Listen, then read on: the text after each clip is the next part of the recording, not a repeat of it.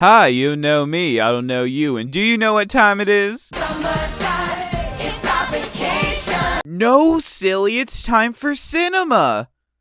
Idiot! Everything Everywhere All at Once opened on March 11th, 2022 at the South by Southwest Film Festival, with the picture instantaneously gaining the critics' and public's respect. So much so that Letterboxd counts it as the highest rated movie ever to be reviewed. Bit of an exaggeration, we all know that Turning Red is number one, alright, come on. Luckily for myself and countless others, the film's popularity garnered a theatrical release which A24 distributed. Its aforementioned widespread release occurred on April 8th, 2022, a date we will now remember forever. Written and directed by the Daniels, my knowledge of the film's existence was close to none. I heard great things about the duo's debut feature film, but never got around to it. But this ignorance only fanned the flames of my curiosity. I wondered why, besides it being a novel film, was it so revered? Could this just be people conflating originality with overall quality? There was no way it could reach the same heights as the Twerking Panda movie. I sit down in my seat and my cynical ass expects to be disappointed from all sides. An AMC projector shines its light, and from the very beginning I clocked that this was something special.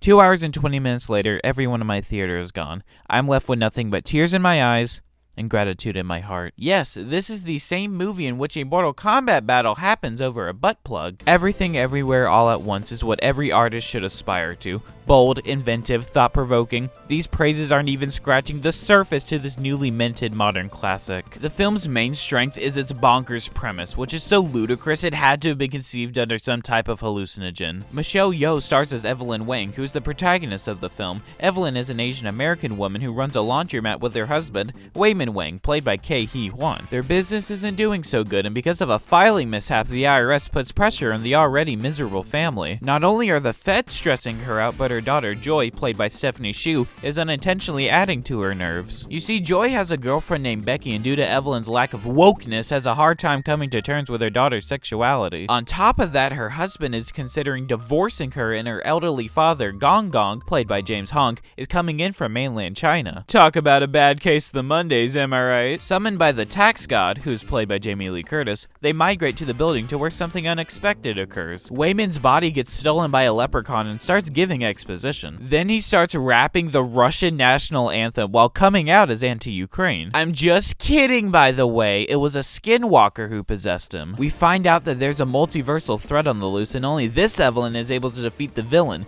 the almighty Tupac. She refuses the call, but it's futile as the soldiers sent by Biggie swarm the area with the perceived goal of murdering the seemingly helpless store owner. This thrusts Evelyn into a journey of action and absurdity as the film progressively gets more wacky, but also sincere. Starring Michelle Yeoh, who has always been a great actress, and with Everything Everywhere All at Once, it's no different. She is able to deliver a heartwarming performance while also having hilarious delivery when needed. This balance of tones creates a performance that was a real treat to witness. On the opposite side of the spectrum, we have Stephanie Hsu, who is not doing a great job. It would be cruel to say she is bad and also inaccurate. When she is acting as normal Joy, she's very enjoyable. Her relationship with her parents, and more specifically her mother, is full of depth and nuance. In the first 20 minutes, for example, the film almost got me to bawl my eyes out just from the way the two actresses looked at one another. You can tell that there's a history and a deep bond between them that's been eroding subtly. A daughter that just wants love but doesn't have a mother that knows how to give it. So what's my problem? Well, the sincerity of this relationship is only given attention in the later portions of the film. So in the first third, we have to painstakingly deal with the villain, and she's a quirky gamer girl. This is more of a critique of the writing, but Jobu Tupaki in the early stages is simply abominable. Her character is extremely one-noted, and if you watched one scene of her, you'd understand her completely. All she wants is to destroy everything with her bagel, which isn't bad writing necessarily, it's just an extremely derivative goal. Jobu also in the first chapter does not work as a villain. Since she's the villain of the story, you'd expect her to be a little intimidating, but all she does in the first chapter is kill people unenthusiastically and meme around. Everyone keeps saying she's a threat, but she never once harms the characters we care about, and she murders people so frequently that it doesn't have any weight. The apathy she exhibits isn't cool, it's fucking cringy. I think it was the film's intention for her to be this nihilistic teenager, but this simplistic archetype has been done in more interesting, and most importantly, subtler ways. A perfect example that sums up my grievances is in her introductory scene. She defeats the guards effortlessly humorously, but the whole time she's cracking jokes, not giving a shit, and beating people with a dildo, and I don't know how I'm supposed to feel. This in turn becomes very tiresome to watch, and by the end of the first third, I was rather bored with her. Combine all these factors, and it's no wonder Stephanie's performance as Jobu is subpar. Stephanie also doesn't give the same vulnerability to Jobu in the beginning, and doesn't elevate the text whatsoever. Jobu's character traits are supposed to have some semblance of humanity, but are being suppressed, and that humanity is not present in the actions nor the performance here. Instead, they say lines that make me sad to be a human. I'll get into this more, but the absurdist comedy in this film is very inconsistent, and it's prevalent in Jobu and Joy. Occasionally there's a good joke, but overall I could not stand it when either of the two opened their mouth to say something comedic. Fun fact, did you know that Golden Globe winner Awkwafina would have been cast as Joy, but scheduling delays prevented her? Wow.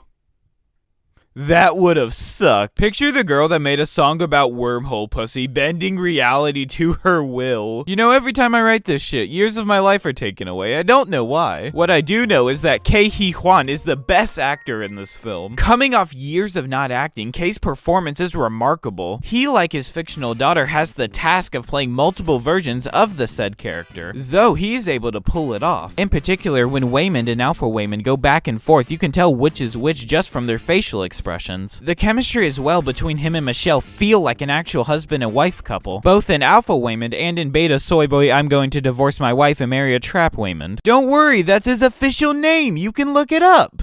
You'll just have to use Bing. Speaking of Bing, let's talk about the opposite, Gong, more specifically Gong Gong. Yeah, that's the transition. I feel no shame. Anyways, James Hong is great here. Gong Gong's tender demeanor goes very well with James's sensitivity in the role, and his range really shows. 1 minute he's making you sob, next thing you know he's ordering a hit on his granddaughter, and the entire time you want to give him a hug. It wasn't surprising that he was as good as he is considering how prolific he is. Nonetheless, he was a delight. A criticism that I do have with the film and how it writes Gong Gong is that it's aggressively ableist. Since Daddy Gong Gong is confined to a wheelchair, the filmmakers won't let him join the wonderful fights. I need my wheelchair representation now. The late Stephen Hawking, God rest his soul, spoke about this discrimination in his book on quantum mechanics. I will read out his statement. Excuse my poor British accent. People say I can't enter the ring because of my decease, and it's simply not true. Any punk-ass bitch wanna fight the tomahawk can come and bring it. And yes, I am calling out you, Franklin. Quit ducking me and settle this like a real man. You can't keep hiding behind 18th century Fanny for much longer, fat bitch. I know where you live. That was a very long-winded way to say I like the action in this movie. Okay, I'll go back to the review now. The action's great. Fight scenes in this movie are 99% of the time flawless and visceral, and arguably the most creative action scenes I've ever seen. The plot's multiversal hijinks give the film an endless amount of possibilities that it thankfully utilizes. No two battles are like the other, and this makes up for the fact that the action in this movie is too much, man. Fights go on for a bit too long, and at a certain point you could potentially get numb to the spectacle. The film's flamboyancy is also a double-edged sword, as the film frequently just throws random ideas at the wall, and it can ruin the tone. How are we supposed to take this movie seriously if it doesn't want us to? But overall, the choice to put all the action in the beginning and middle has me mixed in my thoughts. For what I'm not conflicted about is the comedy. An analogy I could use to describe the quality of the jokes is like a roller coaster. The highs are hilarious and clever and made everyone in my theater cackle, but the lows... oh god. The lows are as if shitposting gains sentience. And like a roller coaster, it fluctuates so frequently that it makes for a somewhat unpleasant experience. Again, I will say that the highs are great. For instance, there's a 2001 joke that completely slayed me. A lot of references to other movies appear in this film, which definitely got the lizard brain out of me. The film really has something for everyone, as it uses every genre to its advantage to mostly positive results. A neat technique the film uses is its aspect ratio changes consistently, and the cinematography with it depending on the universe. I like it, it's cool. The technical side of this film is superb, with everyone pulling their own weight. Its visuals are colorful and convey the emotion that is intended. Its direction is chaotic, but never felt uncontrolled. The editing is exceptional, with one particular instance in the later half of the movie giving me a euphoric-like high just from the cutting alone. Its sound design is hypnotic and definitely got me immersed. When exiting the first half, I was in awe of the sheer passion, but felt kind of empty because because of the script. I had thought, wow, this was good, but not the #1 film of all time. Apparently, the Dans heard my thoughts and gave me something truly special. The second half of this movie is such a drastic change in quality that it's not even funny. The jokes are better, the already good acting is better, there's a damn fight for a butt plug! All the technical elements are better, and the script is actually delving deeper into the themes it briefly set up. Its villain gets better as well, and Jobu Tupaki, yes, still isn't threatening, but she at least appears as a human with layers. Where the fuck was this in the first hour? The writing in this movie is good when it focuses on characters and decent with anything else. The film deals with a lot of complex ideas and it never really gives a detailed explanation of the magic system in this movie. In order to change bodies, they have to do something wacky and I'm very confused as to why and to what extent would they have to go for it to be properly executed. Could one of the tasks be that you have to speedrun Elden Ring on a tractor but you can only do a faith build? Like, what's the limit here? Regardless, the plot of this movie is good, though it didn't really get started until an hour in. Characters explain that it's urgent to destroy Jobu, but for an hour straight, it's just them endlessly fighting off her soldiers. This pacing flaw is really annoying because when people eventually revisit this film, they're going to have to sit through meaningless nonsense for an hour in order to get to the actual plot. But if you give this movie some time and hold out long enough, you will find that there's a deeply profound theme. A theme about finding meaning despite the temptation of nihilism, a myth that this decade desperately needed to hear. Jobu Tupaki is revealed that she doesn't want to kill Evelyn, but to kill herself. She tries to convince Evelyn to join her in the rejection of meaning by quoting what any teenager would say after reading Kierkegaard. Evelyn shockingly agrees with Jobu and in every reality starts treating everyone crudely, even going so far as to sign the divorce papers in one universe and stab her version of Wayman in another. Still holding out for the love of his life, Wayman calls out to Evelyn to be kind.